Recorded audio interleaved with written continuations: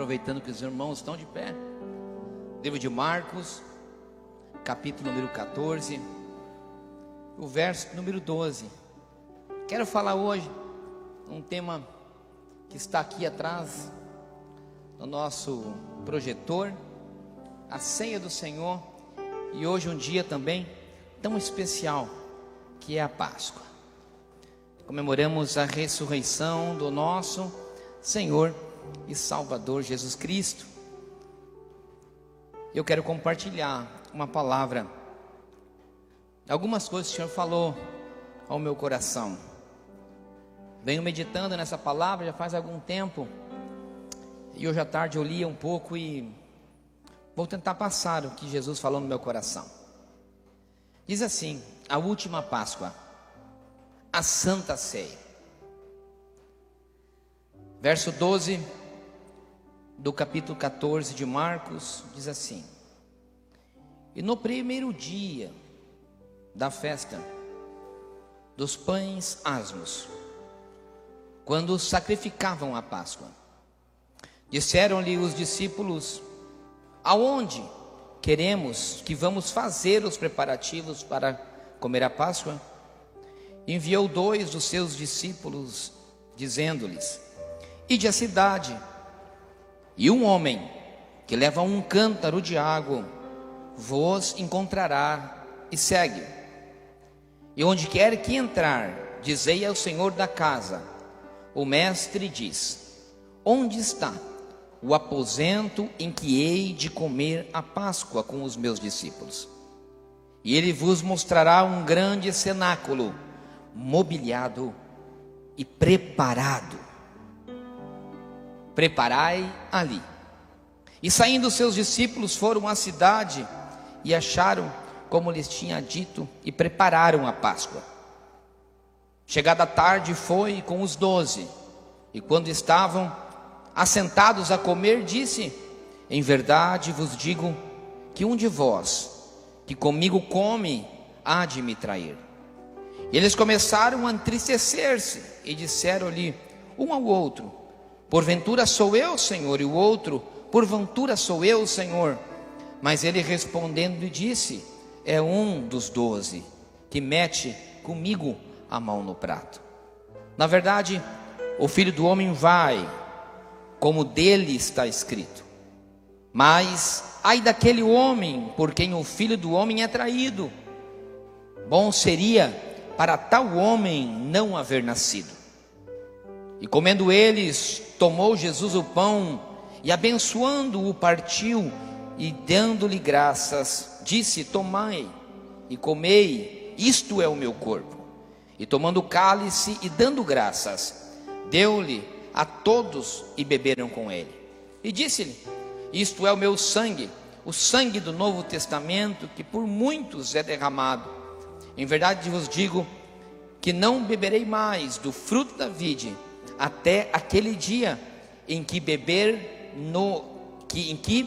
o beber novo no reino dos céus. E tendo cantado um hino, saíram para o monte das oliveiras. Pode sentar, queridos.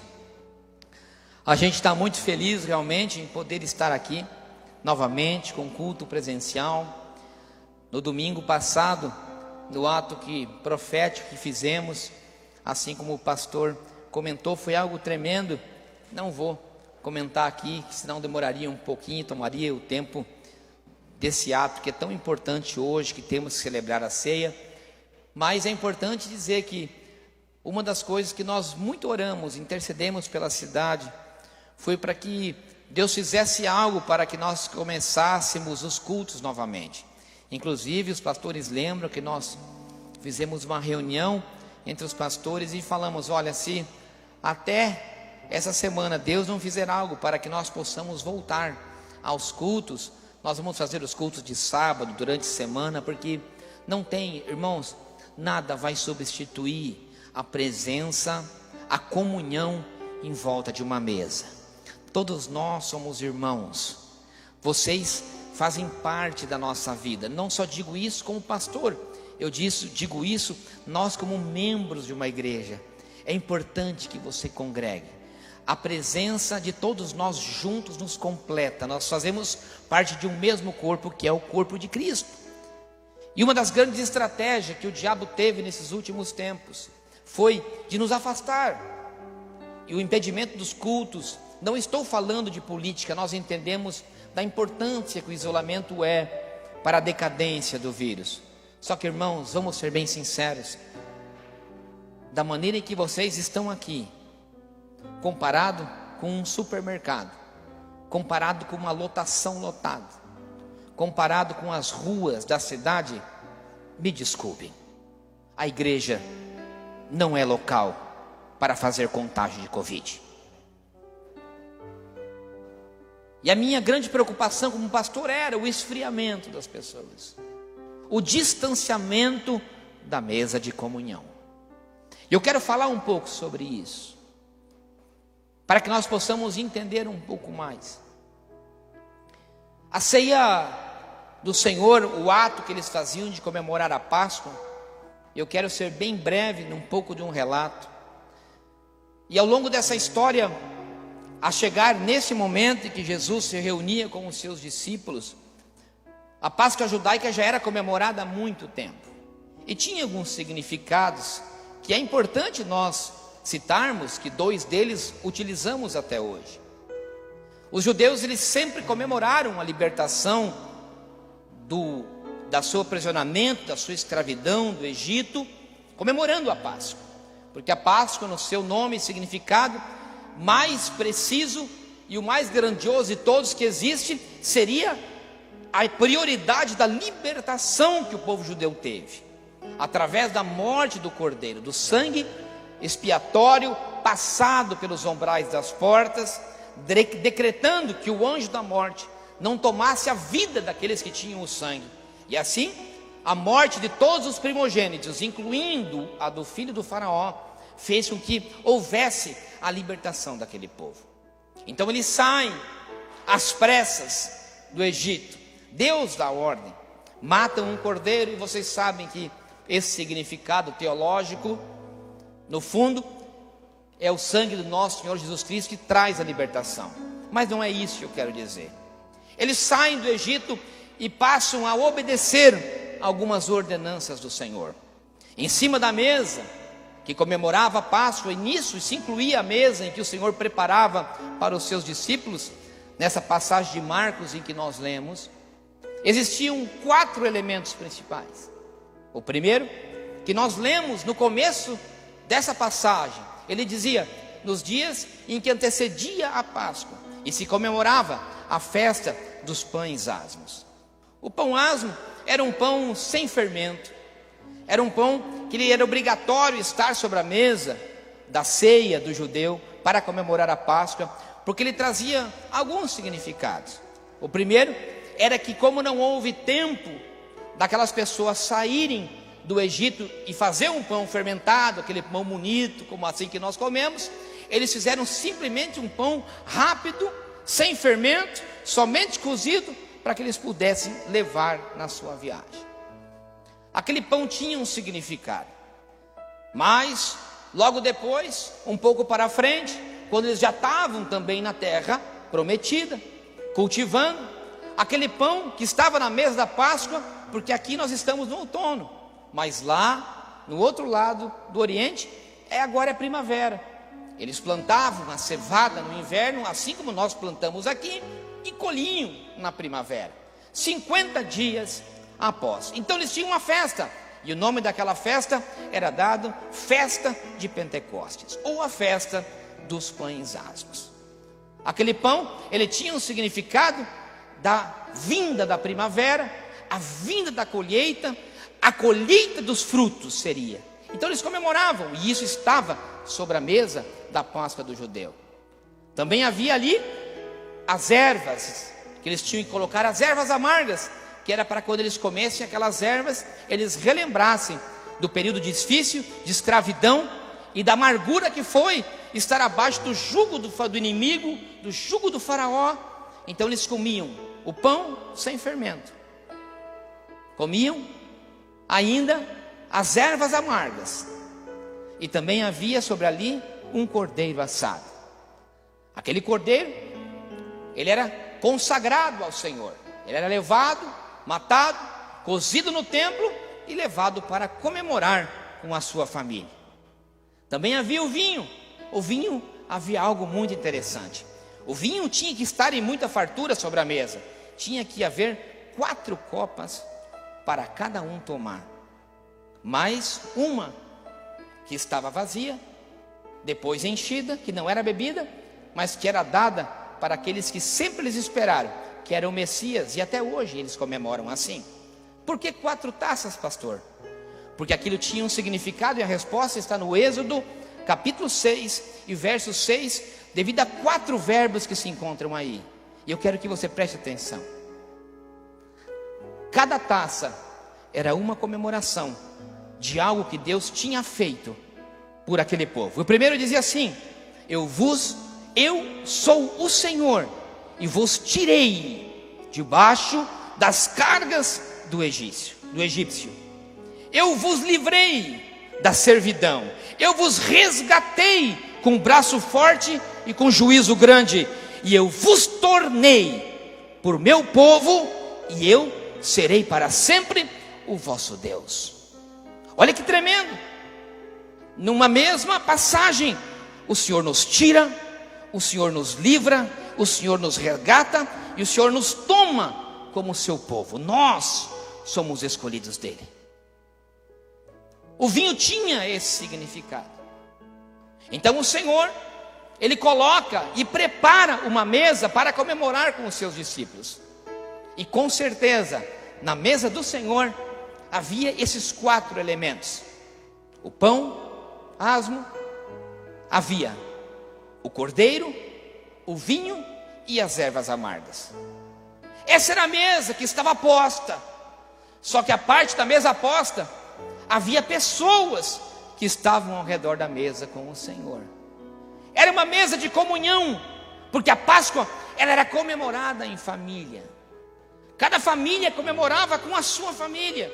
E interessante era que se alguém era sozinho, pastor Sérgio, ele não tinha uma família, o vizinho sabia disso, pastor Tiago, e não deixava aquele irmão sozinho, ele trazia para participar da mesa com ele. Que coisa linda, irmãos. É tremendo. O judeu tinha essa característica e trazia com ele. Só que houve um tempo em que aquele povo perdeu a sua identidade. E para nós entendermos mais a preciosidade do nosso Jesus, nós temos que voltar um pouco na história, no período intertestamentário, naqueles 400 anos em que nós não temos registros. Mais preciso ainda, no momento da história chamado helenístico, em que o governo grego e o romano eram tão juntos, estavam tão unidos. Em mais ou menos 150 a.C., o governo romano permite, pastora Daniela, os gregos, com as suas multidões de deuses, entrar dentro do templo sagrado de Jerusalém, e permitiu, pastor Tiago, em que eles adorassem aos deuses gregos dentro do templo sagrado do nosso poderoso Deus. E ainda mais, proibiram, pastora Letícia, que os judeus cultuassem ao nosso Deus. Fecharam as igrejas, perseguiram ao povo de Deus. Eles estavam impedidos de entrar no templo e adorar a Deus.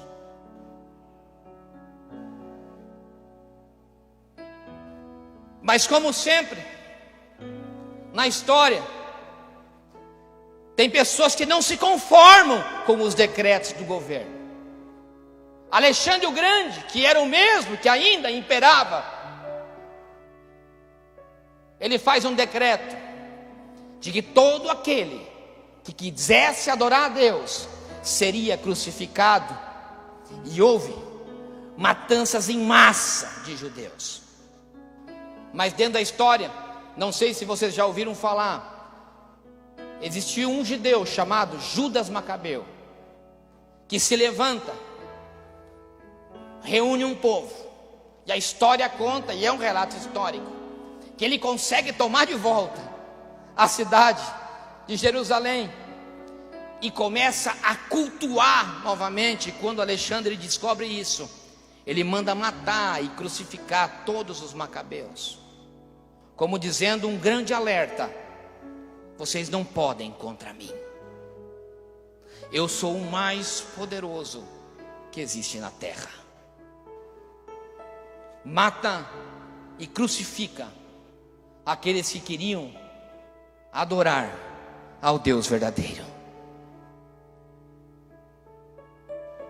Mas aí, com a sua infinita misericórdia, Deus nunca deixará o seu povo desamparado.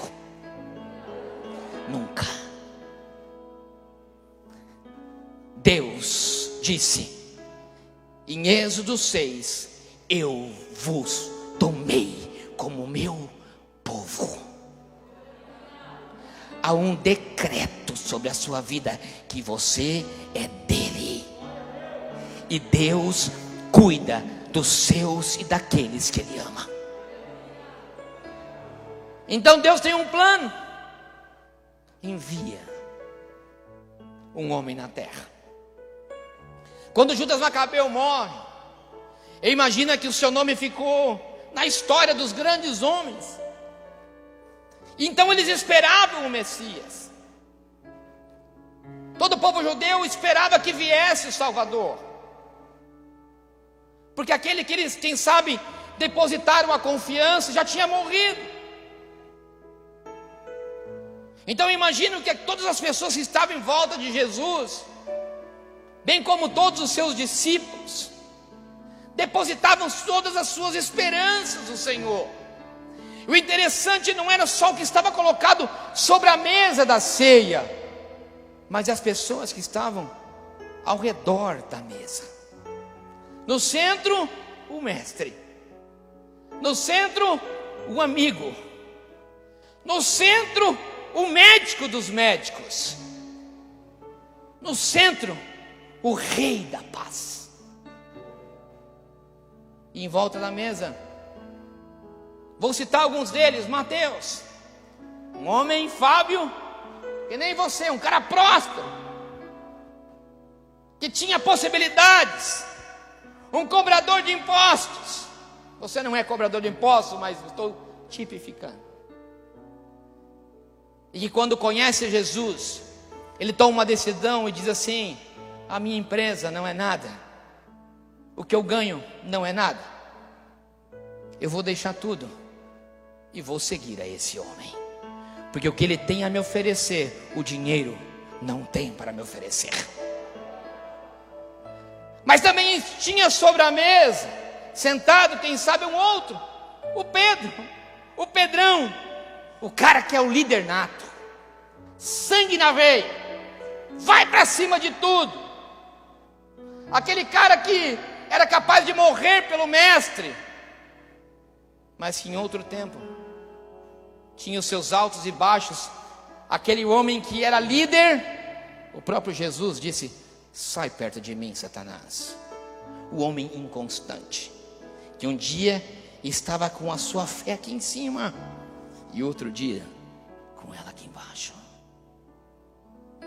mas encontrava o seu fortalecimento naquele que tinha todo o poder sobre o céu e a terra, e ele sabia quem era o seu mestre. Mas também tinha em volta da mesa aquele outro, João, aquele que amava a Jesus. Tem pessoas que amam a Jesus, pastor Sérgio. Tem pessoas que não se impõem, não pregam, não louvam, não desempenham nada no ministério, mas dentro do seu coração tem um amor tão grande por esse Deus, que choram, que amam, que não voltam para trás. Em volta daquela mesa também, quem sabe, tinha alguém como Felipe, que para o Senhor Jesus era aquele braço amigo, pastor Carlos. Era alguém em que se pode confiar. Felipe era um cara constante. Imagino que ele era aquele cara que as pessoas podiam chegar ao seu redor, o seu próprio Jesus mesmo, chorar suas mágoas, que ele não ia bater com a língua dos dentes, e o que ele disse não estaria logo nas redes sociais. Era aquela pessoa de confiança, em que Jesus confiava nele, e que ele confiava em Jesus. Mas também à mesa, quem sabe, existia um Tiago, o Jacobo.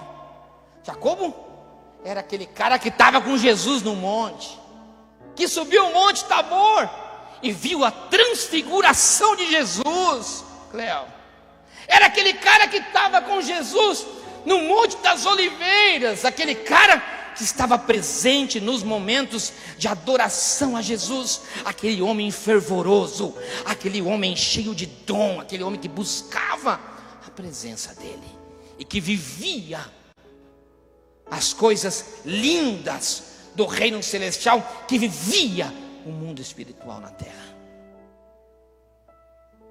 Mas também na mesa, além daquele Pedro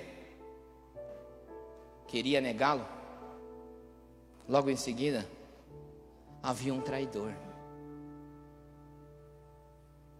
E essa palavra é muito forte, porque ela aparece em todos os evangelhos, e o próprio Paulo, naquela passagem tão conhecida, que 1 Coríntios 11, 23, ele diz: na noite em que Jesus foi traído.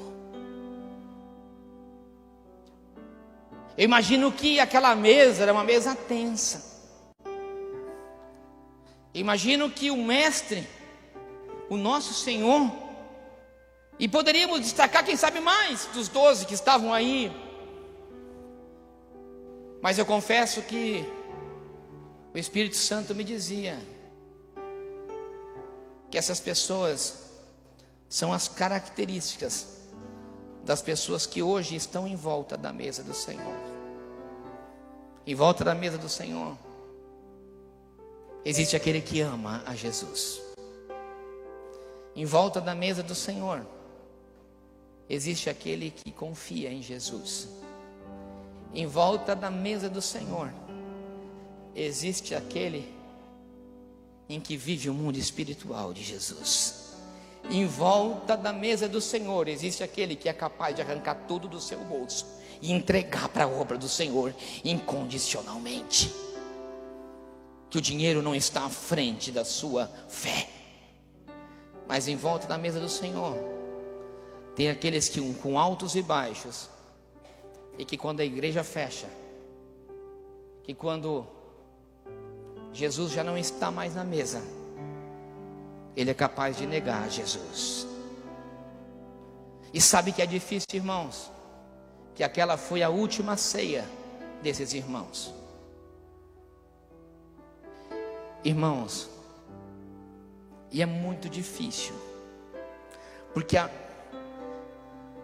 vida espiritual, a nossa vida em comunhão, é como uma ceia,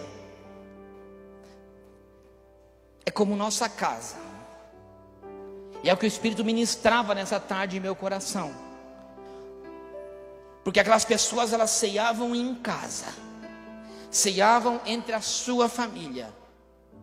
E nós ceiamos hoje aqui nesse lugar, porque nós somos a grande família de Jesus. E quando nós trazemos Jesus para ceiar conosco, nós estamos decretando e declarando que isso é o nosso lar. E é por isso que Paulo diz: comemoramos isso até a sua vinda. E é por isso que nós lemos nas entrelinhas aqui dizendo: até que nós tenhamos o vinho novo no reino celestial. Agora é triste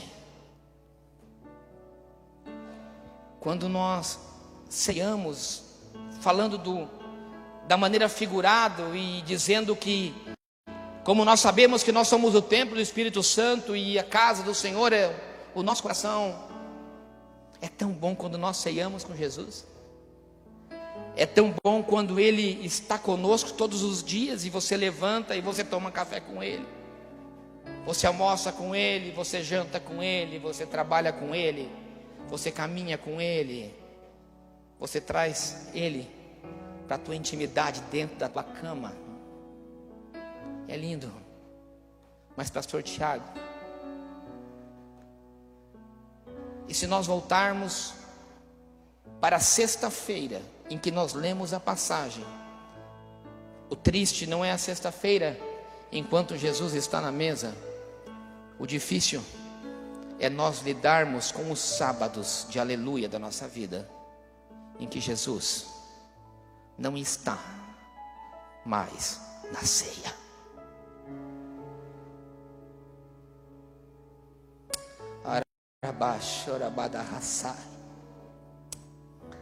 Como é que está a ceia do seu coração?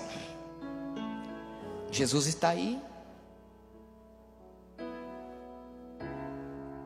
O triste é quando Jesus não está na ceia e a pessoa incorpora o espírito de Judas e se torna um traidor.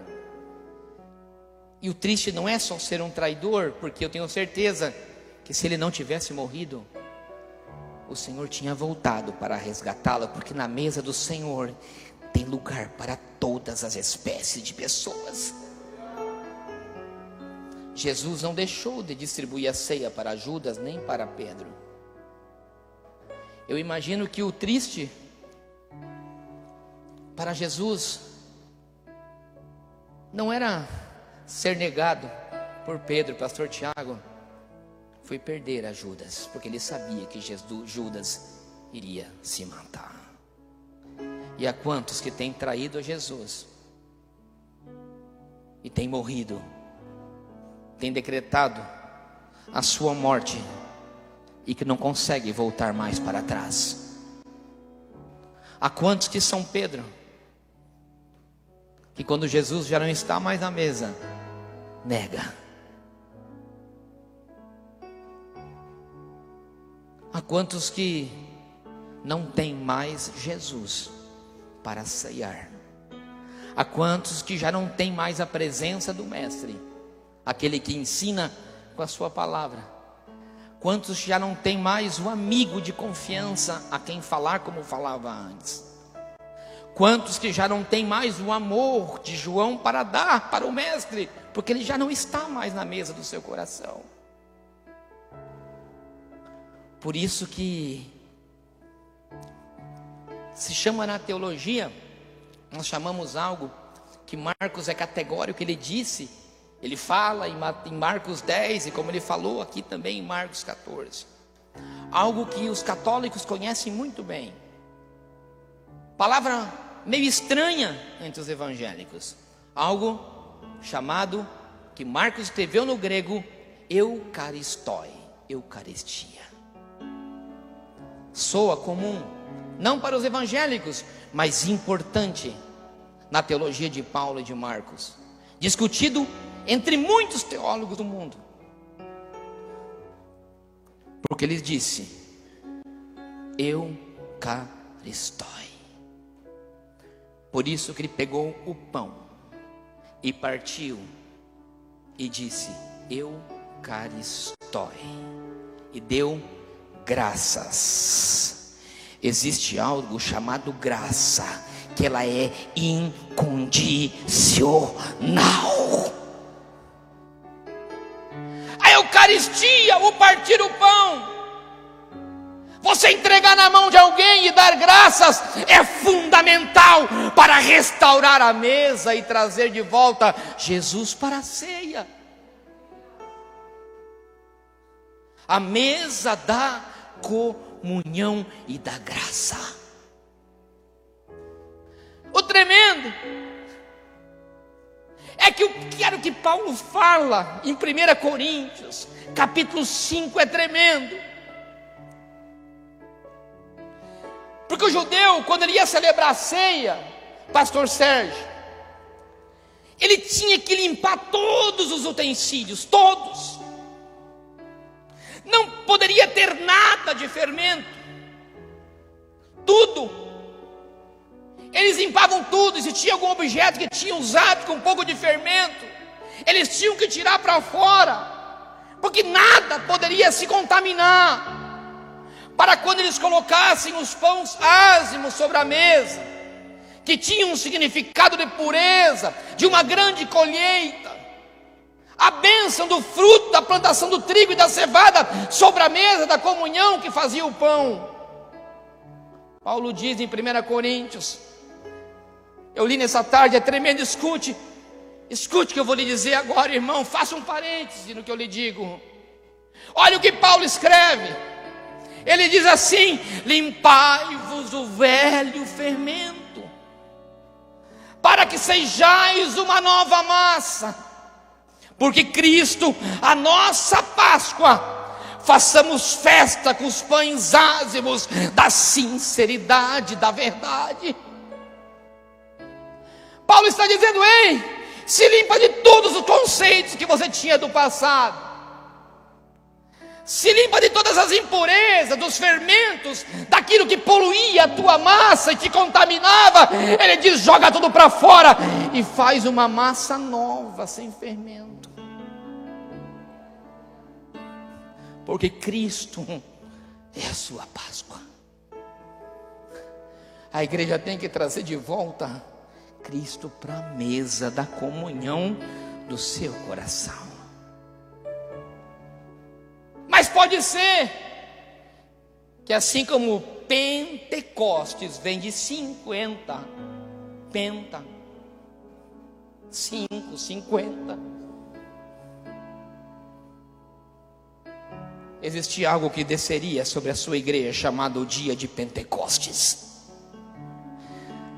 O que a Bíblia estava trazendo, o que Paulo estava querendo dizer era: pode ser que o seu inverno tenha sido muito longo, pode ser que o seu inverno tenha sido muito frio, pode ser que o teu inverno tenha sido negro, ei, mas existe uma primavera de ressurreição e Pentecostes, que é o nosso Jesus Cristo ressuscitado, que desce com a sua graça, com o seu Espírito novo, que vai fazer reviver, vai ter alegria da primavera sobre você, e as coisas vão fazer o quê? Porque o que acontece na primavera? Aquilo que está morto começa a brotar.